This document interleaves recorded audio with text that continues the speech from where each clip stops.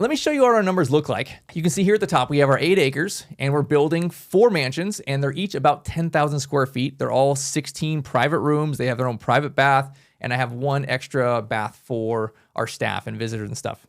If you have not seen our mansions on Facebook or some of the other places on our YouTube channel, actually our YouTube, we do monthly releases showing, here's the whole construction. I released the entire budget for the month, right? So we have, I think 4 or 5 months already done, and then we're releasing some, I think Saturday this week, another video comes out. So it's all there. You can see everything and kind of put perspective with here's what it costs to build, and you can kind of get a better understanding. So this is what our numbers look like in full transparency. So our land, it was our 8 acres. We bought it for $625. And then we're building 4 of these buildings. They're pretty much the exact same building with the exception that the outsides look different, right? There's different stone and different paint, different roofs, and all that kind of stuff. They look like next door neighbors, but really they're the exact same cost to build.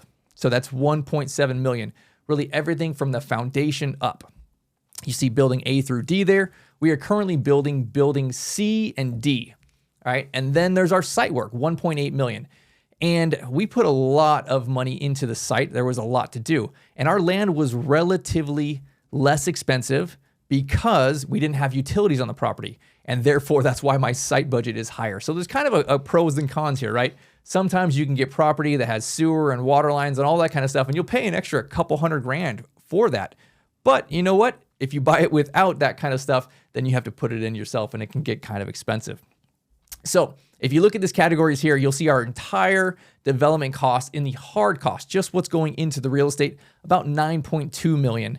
With the additional money that we borrowed, I think it'll be probably about 11 million with the interest reserves and working capital, all that kind of stuff that we borrowed, about 11. So we're doing this in 2 phases. So right now in phase 1, we borrowed the money for the land, and then building C, D, and the site work. So we actually are spending about 2/3 of this whole project in phase 1 for 2 of our buildings, and then we'll come back in about 2 more years, cash out, refinance, pay off the SBA, get a local commercial lender to fund that part of the deal, and then we'll go back to SBA for phase 2, which will be building A and B, and it'll be, the 3.4 million there, probably a little bit of interest reserves and stuff, so maybe it's maybe like closer to 4 million or so to do that deal. And we won't have to come up with extra capital. How I said last time, they will fund 100%. This would be a good situation or scenario where they'll fund 100% because we have a ton of equity in the project. Let's talk about some cash flow and some of the good stuff here. And I say this not to brag or say anything of that kind of thing, but really just to inspire you. Like, this is how you can do one huge deal and get to some of these awesome numbers. So this is what it looks like for us. When we build out this project, we will have about 2.5 million per year in cash flow. So it's Laura and myself. We have an investor it's just us, right? We're splitting this cash, 2.5 million between us. That's just on the monthly or yearly cash flow side. And then there's the real estate side. So we've already had an appraisal done of our first 2 buildings, and they came back at 6.1 per, I want to say, something like that. So we're close to about 13 million right now for phase 1. So we'll be at most likely about 26 million, if not closer to 30. I really think by the time we exit this deal in 5 to 10 years, we'll be at about a $30 million number with 11 million in debt, something to that effect, right? Oh, I said it right there, 11 million. So that's our total development cost there.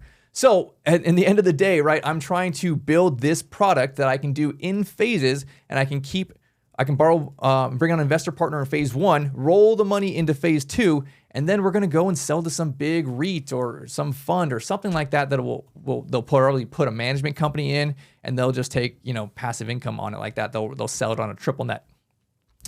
And again, probably about 30 million will be able to pay off the 11 and then exit the deal with a huge 8-figure play. And I mean, honestly, like, how else can you do this, right?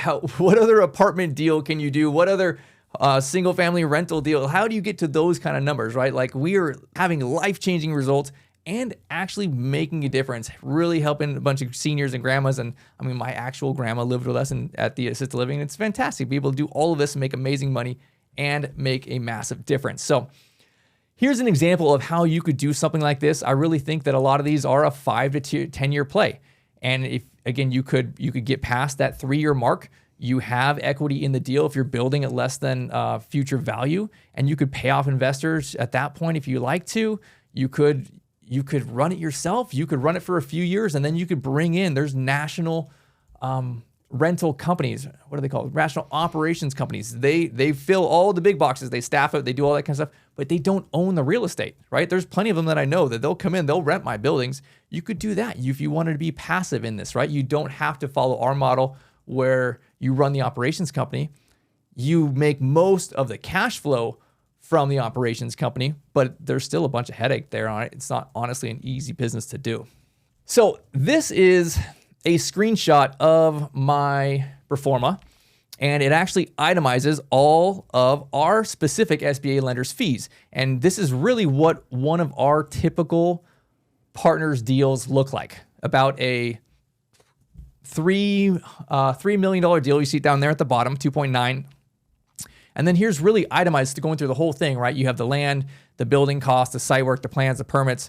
They have in there contingency fees, and then the supervision fee to the bank charges that to come out. You can see in there 157. This is for interest reserves, right? You're actually borrowing money that you don't have to pay during that 12 months of construction. You can see our furniture budget there for 65 grand. And then this next block of it is all the different fees that the bank charges: appraisal, environmental, outside legal fee, dot prep, title, survey, all of that kind of stuff there. Those, if you want to know specifically what are all those fees, this is pretty much it, right? This is what it looks like from our SBA lender. There's the guarantee fee that goes to the SBA. It's about 2.5% of the money that you borrowed. And then underneath that, you see $127K. They will lend about 6 months of interest payments. So you've opened, you've got your license, and then you have 6 months where hopefully you're still making money by like month 2 or 3 or something like that if you'd been great at your marketing. But you don't have to go negative. Honestly, you really, if you can just fill up at least half of it, you should actually break even month 2 or so, because you're not making that mortgage payment, which takes a ton of stress and pressure off people, because a lot of times they're trying to juggle with like, when do I exit my full-time job, my W-2 job? How do I do this? If you really are not losing money, then you can exit your full-time job like a month before and make this kind of thing work. And then you got the working capital down there at the bottom for 100 grand. So nothing scary. If you wanted to take a screenshot, you can see what this looks like. And we're happy to talk about some questions on this kind of stuff later. This is kind of like I said here, what our TDC, our total development cost, right? Pretty typical for what we do as far as building new construction mansions. In some of the markets that we're in that are a little less expensive, they're about 2.5 million. And that would be about 2 million on the real estate side, and then about 500,000 on the business side. And some of the more expensive markets, it's around 3. Some really are more expensive markets are pushing higher than that. Not too much higher, but roughly if you said, hey, we had a $3 million project, it would probably be about 2.2 million, 2.3 million on the real estate side with a physical building and the land and the infrastructure.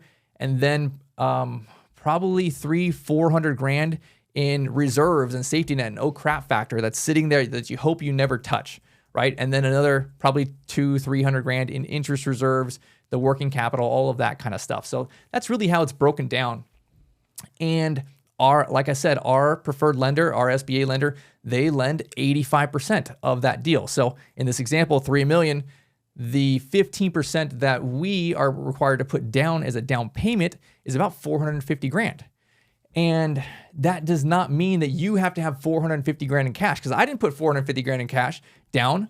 We used investor partners, right? We brought on an investor that took an equity position with our deal, and you can negotiate whatever you like, but just know that if you have more than 20% for them on the real estate, they will have to personally guarantee. So they probably don't want to do that.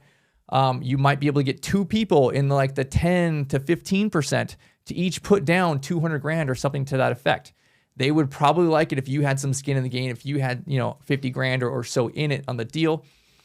And you can structure a deal like that where you can have, again, it doesn't have to be a forever business marriage. It could be 3 to 5 years. We're going to build this. We're going to refinance, pay your money back. And what I actually really like about raising money in this way is you'll have all the numbers together, right? You'll actually have your bid and your appraisal all there. So you'll know all of these numbers before you can actually get this SBA loan. Typical deal for us is about $45,000 per month in net profit, in cash flow. That's what we're spitting off after we have, multiple managers. And really it's set up to be pretty passive, right? By about year 2, our structure for what we pay and the staffing that we have makes it so you can pretty much be a 1 day a week type of owner. And then your exit strategy is whatever you choose, right? But I typically see it's about 5 to 10 years. And honestly, you go in like, oh, I'm gonna do this forever, right? Like, why would I ever give up the, 45 grand a month? It's not honestly an easy business. People die, right? Like one of our favorite grandmas yesterday, the day before, had a stroke. It's really sad. So it's a tough business. And you might say, hey, you know what? I'm ready for something else. I'm ready for a new challenge. I'm continuing to grow. Maybe 5 or 10 years later, like, let's bring on something new, right? I want a new adventure.